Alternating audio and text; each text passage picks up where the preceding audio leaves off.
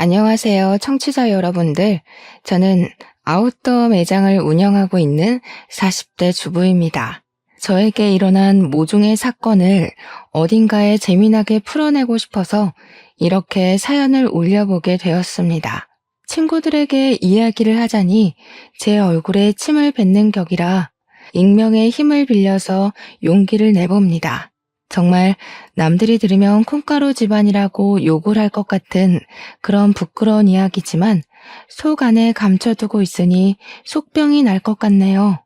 제가 이런 사연을 올려버리게 결심하게 만들어준 우리 원수 같은 시모. 앞으로 만수무강하길 기원하면서 사연을 시작해 보겠습니다. 저는 결혼 전부터 일찌감치 옷 매장에서 일을 했고 나이 29살에 능력을 인정받아서 본사 직영점 매니저로 승진을 하게 되었습니다. 일단 30이 되지 않은 나이에 대리점도 아니고 본사 직영점의 관리를 맡는다는 것은 무척이나 이례적인 일이기도 했죠. 보통 다른 직영점 매니저분들이 50대라는 걸 감안하면 제가 어린 나이에도 윗분들의 눈에 들었다는 것이니까요. 그도 그럴 게 꽤 위치도 좋은 아울렛 매장이었는데 매출이 다른 지점에 비해 월등히 높았거든요. 그만큼 제가 고객 관리도 잘하고 언변이 좋아서 매장 운영을 잘했다는 뜻이겠죠. 그래서 능력을 인정받았고 직영점 매니저 자리를 꿰찰 수 있게 되었습니다.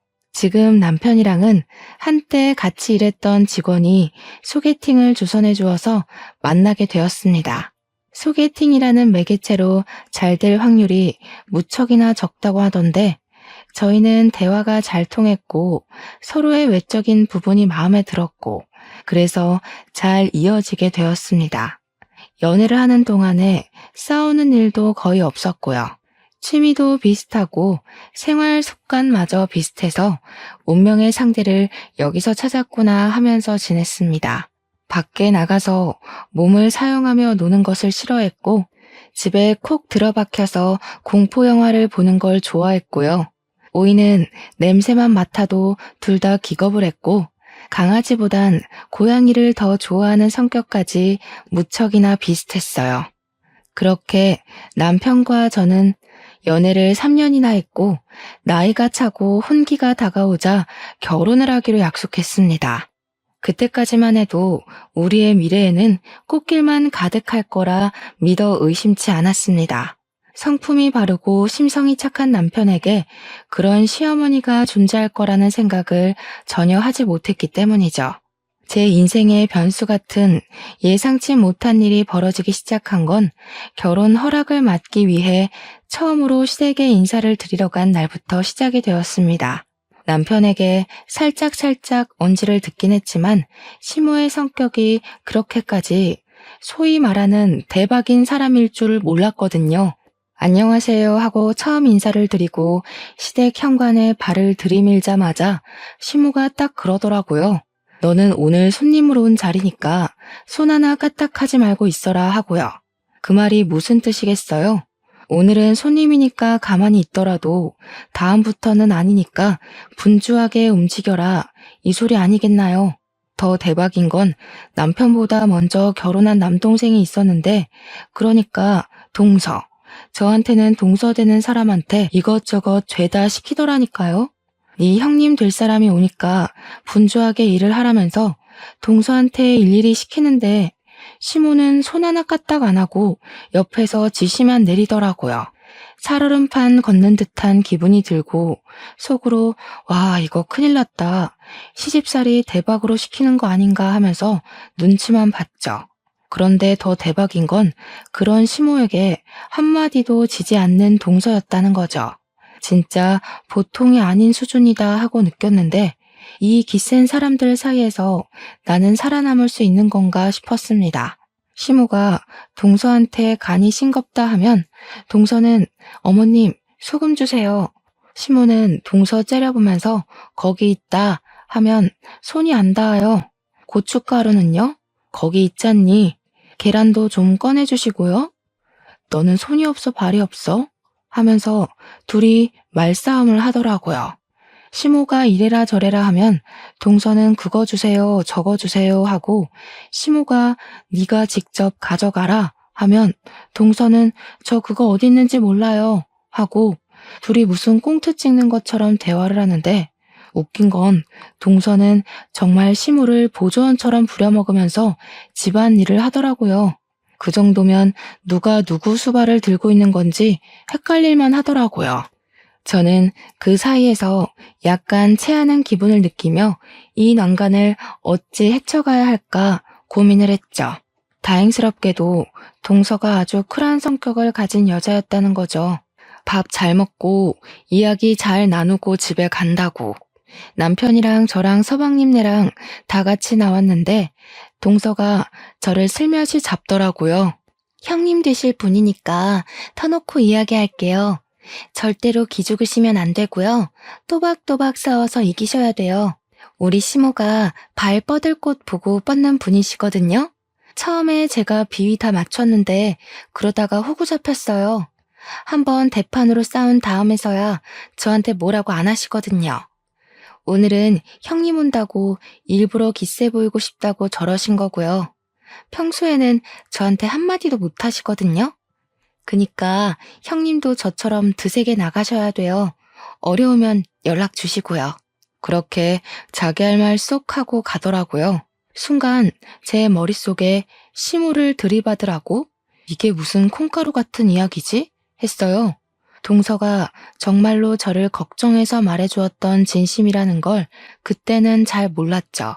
그 이후에 상견례를 했고 양가가 서로 합의 잘 이루어진 상태로 결혼 준비를 끝냈고 무난한 결혼식을 올리게 되었습니다. 근데 보통 결혼식 하는 날 신부 대기실에는 신부 지인들만 들어오지 않나요? 친구들이랑 이야기하고 사진 찍고 그러고 있는데 시모 지인들이 싹 들어와서는 저한테 돗대기 시장처럼 시끄럽게 말을 시키는 거예요. 며느리가 아웃도어 매장을 운영한다고?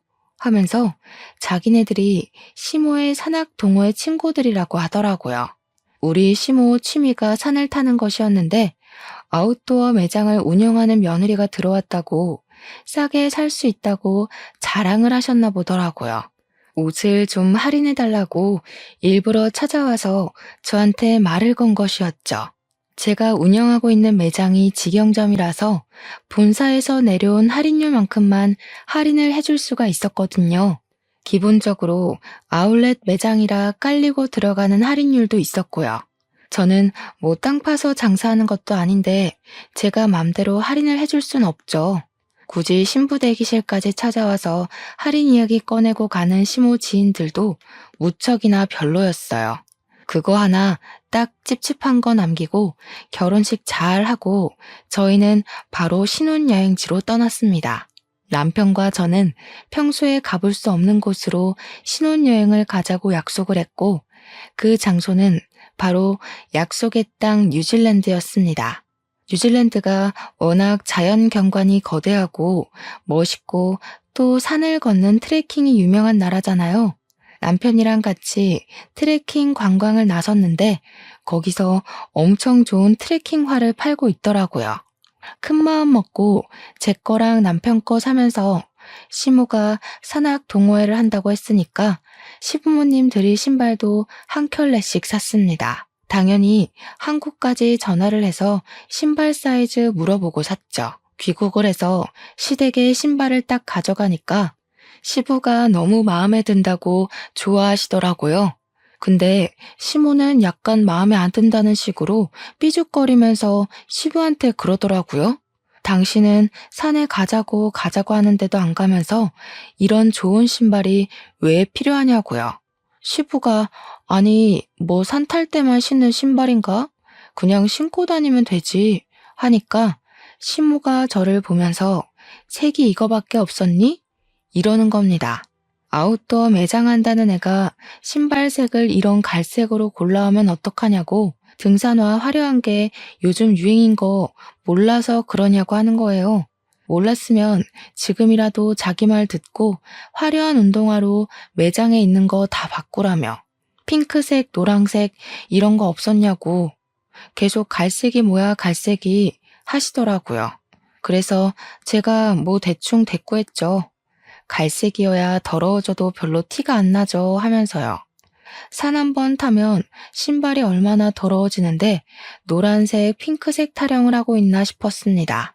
그러더니 신발을 한번 신어보더니 너무 꽉 맞는 거 아니냐고 한 사이즈 더 큰 걸로 사오지 그랬냐고 타박을 하시대요. 사왔는데도 구시렁거릴 일인가 싶었습니다. 그것도 뉴질랜드에서 사온 거라 교환이나 환불이 될 리도 없는데 참. 근데 그 순간 갑자기 동서의 말이 생각나더라고요. 따박따박 말대꾸를 하라고 했던 거요. 그래서 시모한테 웃으면서 이야기를 건넸죠. 마음에 안 드시는 거냐고요. 그러니까 시모가 냉큼 좋기는 한데 너네 매장에도 좋은 거 있지 않니? 핑크색. 이러시대요. 느낌이 딱 오더라고요. 이 신발도 가지고 매장에 들어온 새 신발 하나 더 챙기려는 속셈이구나 싶었던 거죠.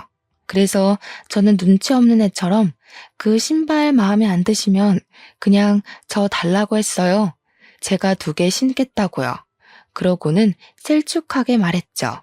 선물을 해드려봤자 불평만 하시니까 다음부터는 챙기지 말아야겠다 하고요. 시모가 저한테 뭘 그렇게까지 이야기를 하냐고 우리 매장에 있는 신발 하나 더 얹어주면 되는 거 아니냐고 하더라고요.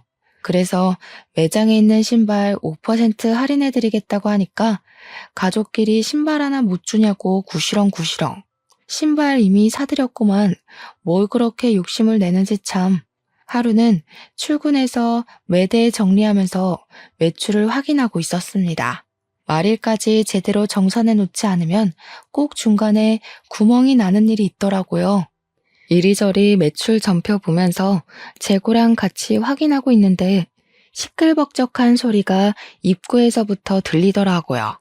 보니까 시모가 산악 동호회 친구들을 잔뜩 끌고 찾아온 것이었습니다.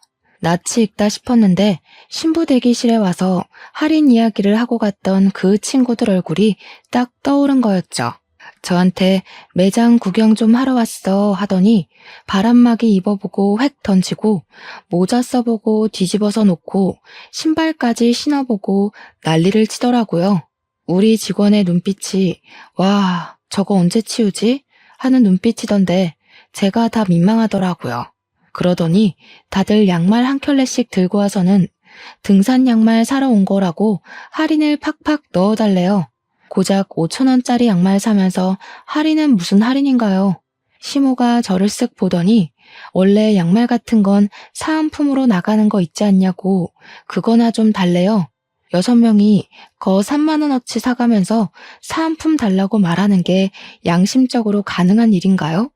그래서 제가 어머님 양말 사은품은 20만원 이상 구매하셨을 때 나가는 거라 양말 6켤레 산 걸로는 턱도 없어요 하면서 웃었어요. 일부러 하하호호 웃으면서 이야기하니까 시모도 민망했는지 가족끼리 빡빡하게 군다고 그냥 속갯말 삼키대요. 저도 땅 파서 장사하는 거 아니잖아요 하면서 시모 친구들 보면서 이해하시죠? 가격이 맞아야. 이러니까 시모 친구들도 민망했나 봐요. 저한테 나중에 우리가 와서 제대로 팔아줄게 하면서 어색한 얼굴을 하고 돌아가시더라고요. 여기서 끝날 줄 알았던 우리 시모의 진상짓은 지금부터 시작이었습니다. 제가 하루 종일 매장을 지키고 있는 건 아니었거든요. 본사에 회의를 하러 가야 할 때도 있고 쉬는 날도 존재하니까요. 일이 좀 있어서 이틀 연속으로 매장에 출근을 하지 못했는데 제가 출근을 하니까 직원이 저한테 쪼르르 달려오더니 곤란한 듯 말을 하더라고요. 무슨 일 있었냐고 진상 손님 왔었냐고 물어봤더니 반품이 들어왔는데 제 가족분인 것 같다고 조심스럽게 이야기를 하는 거예요. 내가 누구? 하고 물어보니까 시어머니요 하면서 이야기를 하는데 제가 없을 때 왔다 간 건가 싶더라고요. 직원이 저한테 제가 없을 때 와서 바람막이를 하나 사갔다가 다음날 바로 반품을 했는데 택은 그대로 있지만 옷이 너무 더럽다는 겁니다. 순간 그게 무슨 소리인가 싶어서 옷 상태를 보려고 반품 들어온 물건을 확인하는데 옷이 진짜 새 옷이 아니었어요. 옷을 사가서 바로 입고 등산을 갔다가 그대로 환불이라도 한 건지 옷에서 땀 냄새가 나는 거예요. 그래서 직원한테 설마 이거 취소해줬냐고 물어보니까 직원이 난처하다는 얼굴로 자기가 매니저 시어머니라고 박박 우기면서 제가 해주라고 했다고 했대요. 그러면서 어떡해요? 저 실수한 거예요? 하는데 직원이 무슨 잘못이 있겠어요? 아니라고 괜찮다고 하고 곧 제가 떠안게 됐죠. 퇴근하자마자 옷을 들고 시댁에 가서 시모한테 획 던졌어요. 이게 뭐냐고 모른 척하면서 묻길래 뭐긴 뭐냐고 우리 옷 사가서 입고 반품하셨다면서요? 하면서 일부러 큰 소리로 이야기를 했습니다. 시부가 빤히 보고 있었으니까 일부러 들으라는 듯이 이야기하니까 시모가 시치미를 뚝 떼더라고요. 자기는 그런 적 없다고 옷을 사가서 반품한 건 맞는데 입고 돌아다닌 적은 없대요. 그러면서 그 직원 진짜 웃기는 계집애라고 자기가 옷 관리를 못한 걸 가지고 매출 늘리려고 일부러 거짓말 치는 거 아니냐면서 몰아가는 겁니다. 제가 일일이 옷을 보여주면서 여기에는 흙이 묻었고 여기에는 스크래치가 생겼다고 누가 봐도 입고 산탄 것 같은데 무슨 소리냐고 했죠. 제가 화가 나서 이 옷 결제하게 빨리 카드를 주시던가 현금을 달라고 했어요. 시모는 자기는 그런 적 없으니까 못 준다고 강짜를 부리더라고요. 원래 소비자 보호법에 의거해서 14일 이내로 환불되는 거 아니냐고 진상을 부리는 겁니다. 그래서 그거는 옷이 상하지 않았을 때 이야기고 지금은 상했으니까 해당 사항 없다고 돈 달라고 했어요.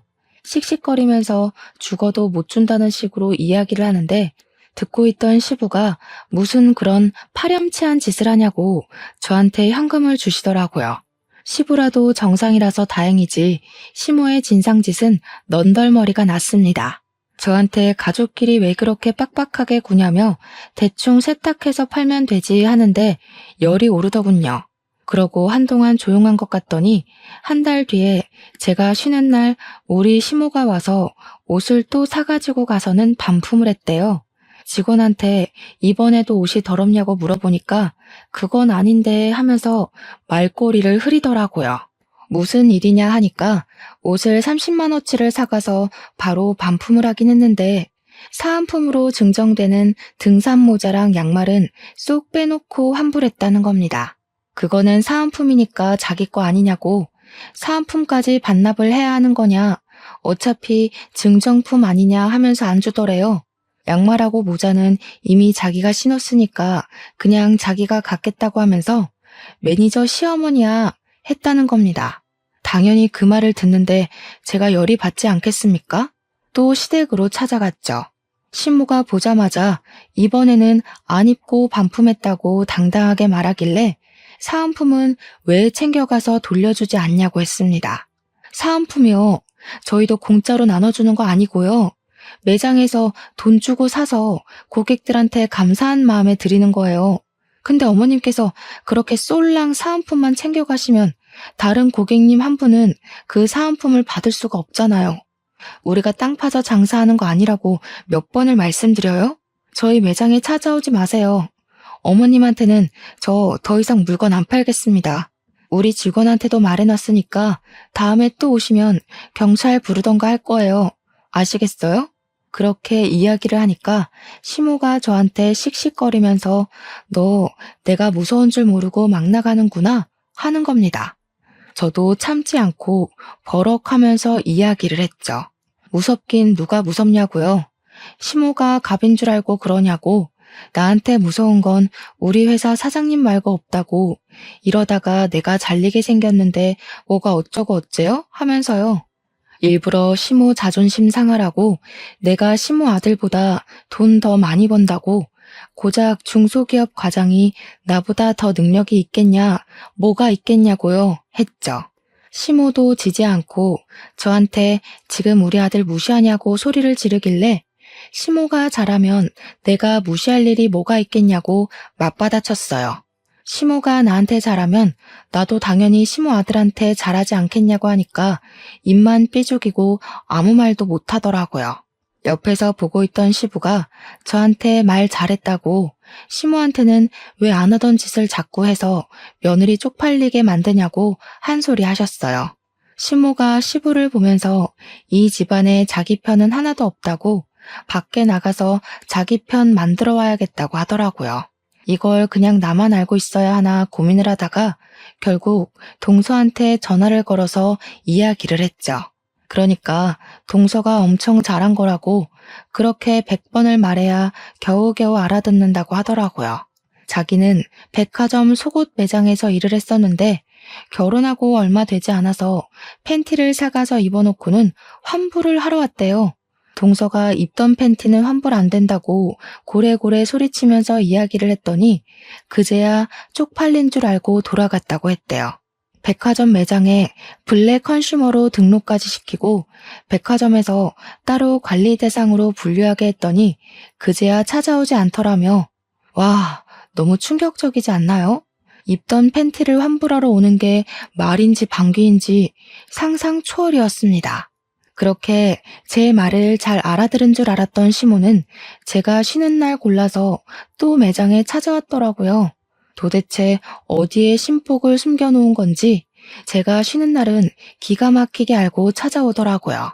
이번에는 남성용 등산화랑 남성용 등산용품을 몇 개 사가길래 직원이 주시하고 있었다고 하더라고요. 근데 의외로 환불이 들어오지 않았고 가격도 후려치지 않고 제값 주고 사갔다고 이야기를 하더라고요.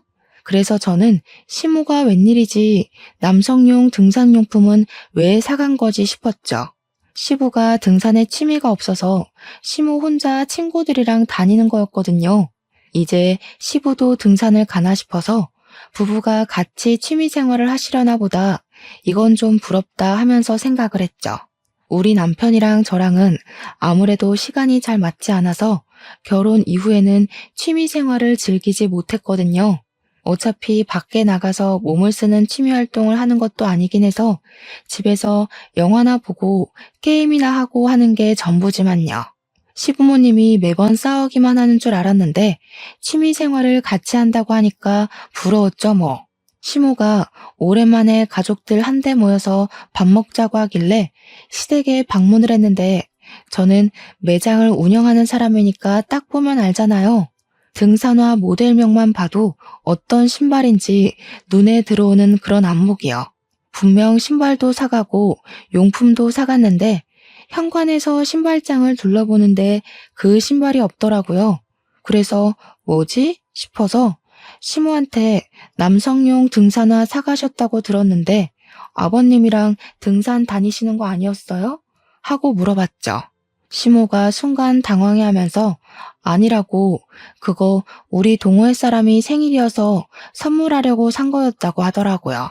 우리 시모 같은 짠순이가 20만 원짜리 신발을 선물한다는 게 무척이나 의외였습니다.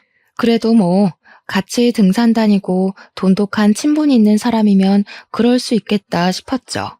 근데 사건이 와장창 터지고 만 것입니다. 2달 뒤에 시부가 남편한테 연락을 해서는 신세한탄을 하면서 시모랑 이혼을 하기로 했다고 통보를 했대요. 그 이야기를 전해 들은 저와 서방님네는 놀래서 시댁으로 찾아갈 수밖에 없었죠. 두 분이 방금 전까지 싸운 건지 씩씩거리면서 문을 열어주는데 남편이 다짜고짜 이혼이 무슨 소리냐고 물어봤어요. 그러니까 시부가 부들부들 떨면서 네 엄마 바람났다 하면서 사진을 보여주더라고요. 시모가 웬 남자랑 같이 팔짱을 끼고 등산을 하고 같이 차를 타고 저수지에서 낚시도 하고 커플룩으로 차려입고 데이트를 하는 사진들이었습니다. 그러면서 시모가 소름 끼친다고 이런 걸 따라다니면서 어떻게 사진을 찍을 생각을 하냐고 당신 의처증이냐고 화를 내대요. 그 사진을 보는데 등산복이며 등산화며 용품이며 너무나도 눈에 익은 물건들이 있더라고요. 우리 매장에서 사갔던 그 용품들이며 옷이며 알고 보니 내연남한테 사주려고 반품도 안 하고 제값 주고 사간 것이었습니다. 제가 어이가 없어서 이거 다 저희 매장에서 사간 물건이네요 하니까 시모가 뭘 그런 걸 입 밖으로 꺼내냐면서 성질을 부리더라고요. 시부가 눈 돌아가지고 당신 미쳤냐고 며느리 매장에서 내연남 줄 선물을 사가? 이러더라고요. 당장 이혼하자고 당신 같은 여자랑 하루도 더 살고 싶지 않다고 진절머리를 치셨습니다. 그러자 시모가 놀래서 아니 당장 자기 보고 어딜 가서 살라고 이혼을 하자는 거냐고 소리를 꽥 지르니까 시부가 자기 알 바 아니래요. 내연남 집에 가서 살든 밖에 나가서 얼어 죽든 마음대로 하자고 당장 우리 집에서 나가라고 내연남이 호랩이라며 하더라고요. 그 집 가서 엄마 노릇하면서 하하호호 살면 되겠네 하는데 부부싸움 살벌하게 하시는 거 있죠? 시모가 자기가 못할 것 같냐면서 자식들이 말리기도 전에 짐을 싸서 획 나가버렸어요. 물론 아무도 말릴 생각이 없긴 했지만요. 남편이고 도련님이고 시모의 바람이 무척이나 충격이었나 보더라고요. 결국 두 분 나이 67세에 협의 이혼을 했고요.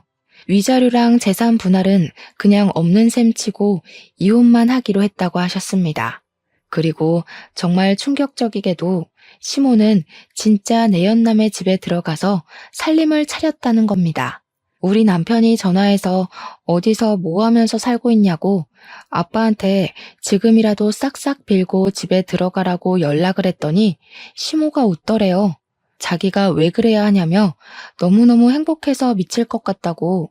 더 충격적인 건 내연남의 딸을 우리 딸 하면서 부른다는 겁니다. 우리 딸이랑 데이트도 하고 딸 키우는 재미가 있다면서 너도 새아빠 한번 만나볼래? 하면서 남편한테 이야기를 했대요. 남편이 식겁을 해가지고 누가 새아빠냐고 화를 내니까 자기랑 내연남이 결혼하면 너한테 새아빠 되는 거지 했대요. 남편은 우리 엄마가 그런 사람인지 몰랐다면서 충격에 부들부들 떨었죠. 그런데 더 충격적인 건 아직 남아 있습니다. 시모가 어느 날 우리 부부하고 서방님네 부부를 불러서 같이 밥 먹자고 식당에 데려가셨어요. 좀 고급진 그런 식당 있잖아요. 룸으로 딱딱 막혀있는. 불러서 나갔더니 거기에 시모만 있는 게 아니라 웬 여자랑 시모 내연남이 떡하니 자리 잡고 있더라고요. 시모가 그 여자애한테 인사하라고 너네 오빠랑 올케 언니들이야 하면서 우리 보고는 얘가 신우되는 아이니까 친하게 지내라고 하는 겁니다. 우리 넷은 자리에 앉지도 못하고 어이가 없어서 숨만 쉬고 있었는데 시모가 그러더라고요. 오늘 너네 새아버지 생신이시거든. 자식들하고 며느리하고 자랑도 좀 할 겸 친해지라고 불렀어. 아이고, 든든한 아들이 둘이나 생겨서 노후 걱정 없이 편안하겠어. 둘이 북치고 장구치고 다 하는데 정신 나간 거 아닙니까? 우리 남편이 열이 받아서 눈에 핏발을 세운 채로 이야기를 했죠.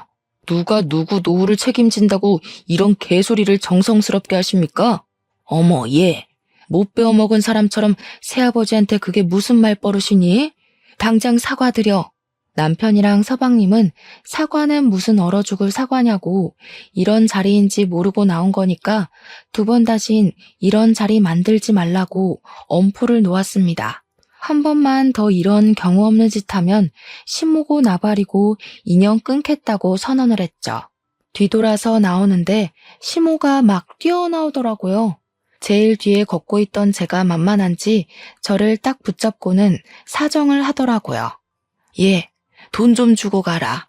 우리 아들들이 낼 거라고 내가 설레발 다 쳐놨는데 일부러 비싼 집으로 골라왔는데 내 체면은 살려줘야 하지 않겠니?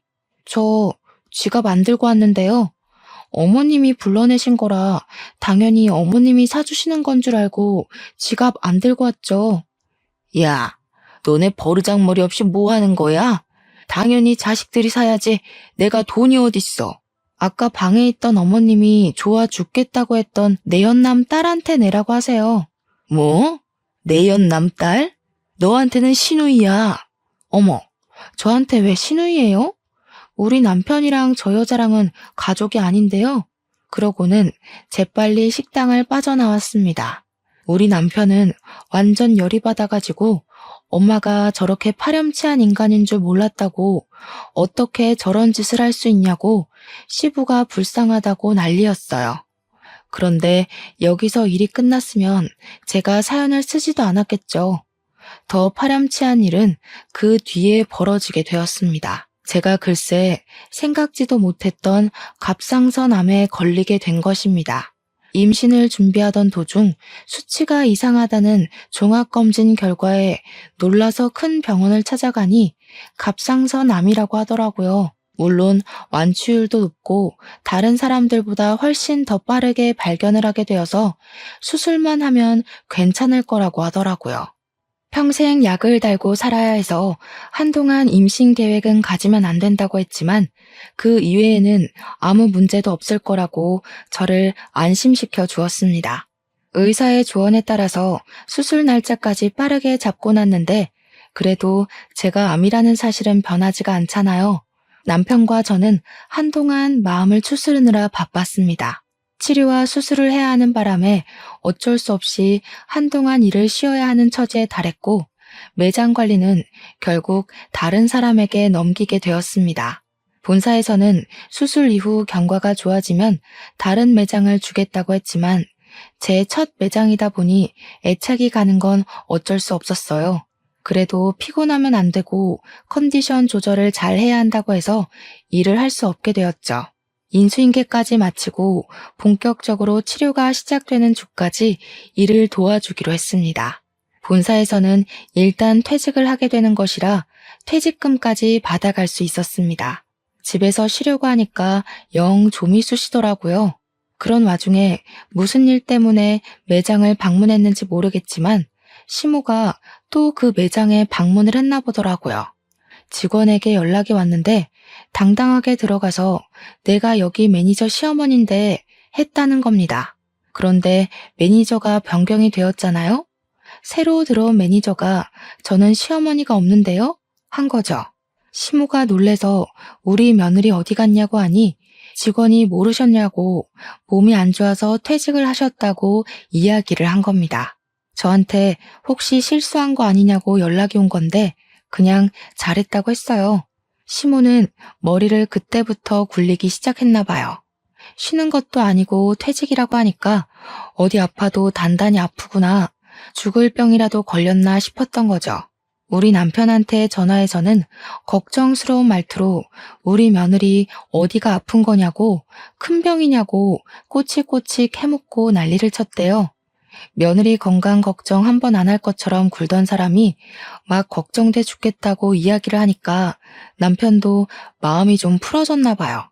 큰 병은 아니라고, 초기에 발견해서 수술만 하면 된다고, 갑상선암이라고 이야기를 한 거죠. 그러니까 걱정 마시라고, 다 괜찮아질 거라고 이야기를 했더니 그제야 아 그러니? 알겠다 하고 전화를 뚝 끊더래요. 걱정했던 것 치고는 너무 빠르게 알겠다고 하고 전화를 끊어서 좀 찝찝하다고 하더라고요. 알겠다고, 시모한테 연락 오면 말해주겠다고 남편에게 이야기를 한 뒤 집안일을 좀 하고 쉬고 있었어요. 그런데 딱 타이밍 좋게 시모한테서 연락이 온 거죠. 아무렇지 않게 여보세요 하고 전화를 받으니까 시모 목소리가 들떠서 전화를 했더라고요. 예. 우리 아들이 그러는데 너 갑상선암이라며? 내가 좀 알아보니까 그거 수술비도 별로 안 비싸고 예후들도 다 좋다고 하더라. 거기다가 너 퇴직금까지 빵빵하게 받고서는 일 그만뒀다고 하더라. 어디 아픈 데는 없냐, 몸은 좀 괜찮냐 물어볼 줄 알았는데 영 딴소리만 나오길래 그래서요? 하고 대꾸를 했죠. 그러니까 전화로 할 이야기는 아닌 것 같다고 이따가 집으로 찾아오겠다고 하고 끊더라고요. 영 기분이 쎄해서 남편한테도 이야기를 하니까 퇴근하자마자 집으로 가겠다고 하더니 정말 날아왔는지 평소보다 일찍 왔더라고요. 남편이랑 집에서 저녁 먹고 쉬고 있는데 시모가 대뜸 집으로 찾아온 겁니다. 너 보험금 얼마나 왔어? 보험은 좀 들어놨지? 퇴직금은 얼마 받았니? 아픈 사람 붙잡고 웬 돈 이야기야? 아니, 어쩜 이렇게 타이밍이 좋니? 너네 새아버지가 사업을 하는데 자금이 콱 틀어막혀서 지금 위험하거든. 일단 그거 먼저 풀어야 해서 대충 1억 정도가 필요한데 우리 며느리가 근속기간도 길고 보험금도 받았을 거 아니니. 10년 넘게 일도 했으니까 퇴직금도 꽤 되고 보험 진단금 받은 거 합치면 1억은 될 것 같더라고. 그 돈 나 좀 빌려줘라. 내가 나중에 갚을 테니까. 아니, 제가 아파서 퇴직을 한 거고 암 때문에 받은 보험금을 지금 내연남한테 빌려주라고 하는 게 맞는 건가요? 이게 바로 정신 나간 소리 중에 제대로 정신 나간 소리 아니겠습니까? 저는 어이가 없어서 바로 시모한테 세게 들이박았습니다. 어머님, 혹시 머리에 소주 꽂으셨어요? 그랬더니 시모가 뭐가 어쩌고 어째? 하면서 저한테 큰 소리를 치시는 거예요. 지금 화를 낼 사람이 누군데 누가 누구한테 큰 소리를 냅니까? 머리에 소주 꽂은 것도 아닌데 어떻게 이런 생각을 하세요? 다른 것도 아니고 제가 암에 걸려서 투병을 시작했는데 보험금을 달라고요? 그것도 저한테는 생판 남이나 다름없는 어머님 내연남 사업 자금을 위해서요? 예, 생판 남은 무슨 남이니? 이 일만 해결하면 우리 결혼할 거야. 그럼 너한테도 새 시아버지가 되는 거 아니겠니? 어떻게 내연남이라고 할 수 있어? 어머님이 바람 피우신 건 맞잖아요. 지금도 어쨌든 호적 정리도 안 돼서 그냥 단순 동거남인 거고요. 그 나이 먹고 아픈 며느리한테 이런 말 하는 거 부끄럽지도 않으세요? 저 같으면 쪽팔려서라도 이런 부탁 못할 것 같아요. 제 말이 끝나기 무섭게 남편이 부들부들 떨더라고요. 시모한테 목소리 쫙 내리깔고 이야기를 하는데 처음 보는 남편의 모습이어서 너무나도 놀랬습니다. 섬뜩하리 많지 목소리를 내는데 진짜 사신이 나타난 기분이었어요. 엄마, 나 진짜 엄마한테 너무나도 실망이 크다. 바람을 피웠다고 했을 때만 해도 아빠한테도 어느 정도 책임이나 잘못이 있을 거라고 생각했어. 아빠는 항상 돈을 번다고 바빴고 엄마는 외로움을 견디지 못하는 사람이었으니까. 근데 지금 생각해보니까 아니야. 그래, 아닌 것 같아. 예, 네 아버지가 나한테 관심이라도 줬으면 내가 바람을 피웠겠니? 그 인간은 나를 그냥 집 지키는 집 요정 정도로만 취급했다. 아니, 엄마는 그냥 탐욕스러운 사람인 거고 엄마만 생각하는 아주 이기적인 사람이었던 거야. 난 더 이상 엄마를 엄마라고 생각하지 않고 살 거야. 어떻게 우리 와이프 병원비를 아니 목숨값을 내놓으라고 당당하게 말을 할 수 있어? 이제 내 집에서 나가줘. 나한테 연락도 하지 말고 앞으로는 찾아오지도 마. 아니, 내가 먹고 튄다고 했니? 그거 갚겠다고 했잖아. 보증이라도 서줘? 공중이라도 설까? 나가라고. 꼴도 보기 싫다고 했잖아. 내가 엄마 자식이라는 게 부끄럽다니까? 남편이 시모를 향해서 소리를 꽥 지르면서 눈에 핏발을 세우고 이야기를 했습니다. 생전 소리 한번 지르지 않던 아들이 자기를 향해서 소리를 지르니까 시모가 많이 놀란 것 같더라고요. 아니, 왜 소리를 지르고 그러냐면서 자기도 이제 너를 자식으로 생각 안 하고 살 거라고 괜히 자존심을 부렸어요. 더럽고 치사하다고 끝까지 구시렁거리면서 집 밖으로 나가더라고요. 남편은 그날 혼자 화장실에 틀어박혀서 나오질 않더라고요. 저한테 보여주기 부끄러운 모습이었는지 제가 잠자리에 들고 나서야 나와서 자더라고요. 조금 울었는지 다음날 눈이 부어있던데 저도 남편이 얼마나 수치스럽고 화가 날지 가늠이 돼서 더 이상 말을 꺼내지 않았습니다. 아무리 그래도 친모가 그런 식으로까지 나올 거라고는 생각도 못했겠죠. 옆에서 지켜보는 저도 사람이 아니다 싶었는데 친모를 바라보는 우리 남편은 얼마나 속이 터졌을까요? 저는 말없이 남편 옆을 지키면서 힘이 되어주기로 했죠. 제가 암과 싸우면서 남편이 제 옆을 지켜주기로 한 것처럼요. 그리고 며칠 뒤에 동서에게서 연락이 왔습니다. 형님, 시모가 1억을 빌려달라고 저한테 찾아왔던데 형님한테도 그랬어요?